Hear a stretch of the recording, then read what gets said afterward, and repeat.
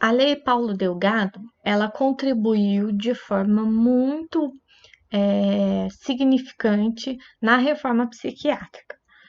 Ela começou na década de 70, mas ela só começou a valer em 2001 e ela fala em garantir os direitos de pacientes de transtornos mentais, para que esses pacientes, então, recebam atendimentos cada vez menos invasivos e aí fazendo com que eles sejam reinseridos no ambiente familiar, no trabalho e na comunidade.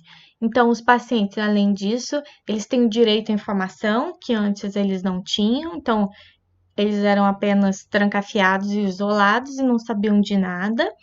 Então, eles tinham esse direito à informação, passam a ter, né?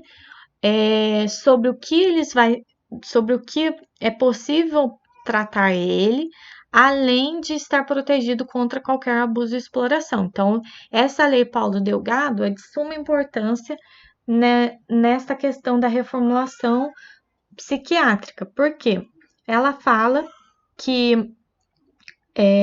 as internações compulsórias, ou seja, o paciente tem o consentimento, ele tem que estar de acordo em ser internado, e não a família querer internar. Em casos em que o paciente ele não esteja no seu, nos casos então que ele não esteja em sã consciência, que ele esteja em total surto com um laudo médico, aí sim essa internação pode ser feita pela família. Do contrário, somente se ele concordar. E se essa for a única solução para o paciente. Se ele não pode ficar em outro âmbito, em outro local, até passar esse surto, que aí é o que vocês pesquisaram no slide anterior. Lembram? Conseguiram entender? Aí que entra o CAPS, aí que entra o centro de reabilitação, onde ele pode passar uma noite apenas para esse surto passar. Depois ele já é reinserido na sociedade. E o principal objetivo dessa reforma é dar voz ao paciente, no que a gente fala no seu tratamento, no seu diagnóstico, como que deve ser esse tratamento. Então, ele não é mais um objeto, e sim ele passa a se tornar um protagonista.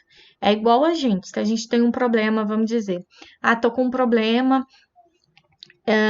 de muscular. Eu que vou definir o que é melhor para o meu tratamento, se eu quero fazer uma cirurgia, se eu quero fazer um tratamento medicamentoso, e isso também se dá aos pacientes de saúde mental. Mas, porém, nem tudo são flores. No Brasil ainda existem cerca de 160 hospitais psiquiátricos, com mais de 20 mil leitos, e ainda não há uma previsão para ser fechado.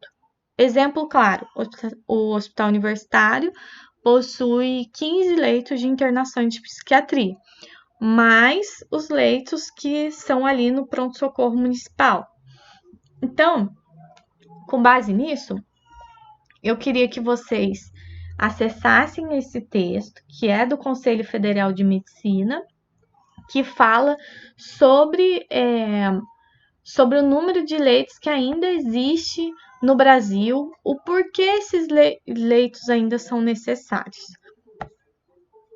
Então, esse texto ele fala sobre os leitos que foram perdidos, entre aspas, e aí mostra um outro lado da reforma psiquiátrica.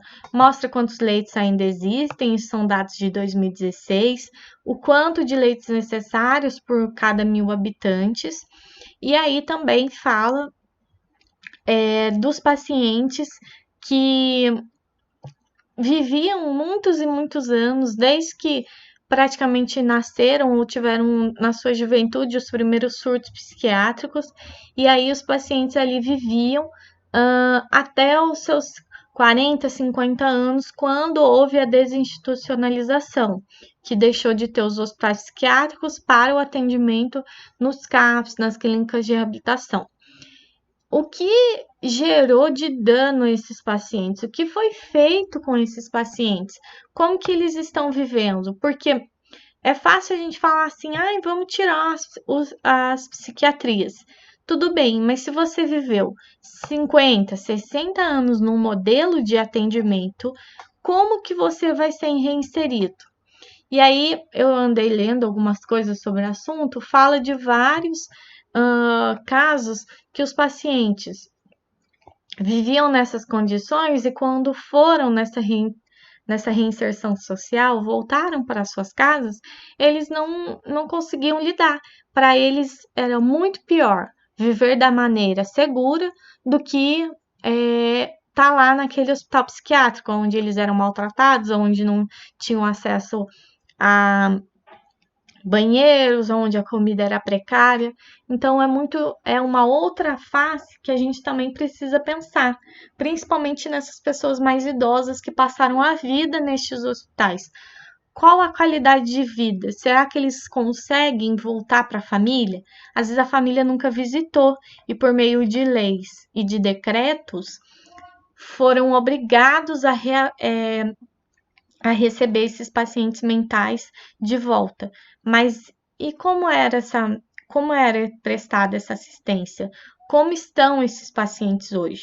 Então, isso a gente também precisa pensar, porque falar assim, levantar a plaquinha de eu sou contra o manicômio, eu sou contra os hospitais psiquiátricos, é fácil, mas a gente tem que pensar nessas pessoas que ficaram, que não tiveram tanta sorte em ter sido tiradas antes desses hospitais. Então, deem uma lida nesse texto para vocês entenderem um pouquinho.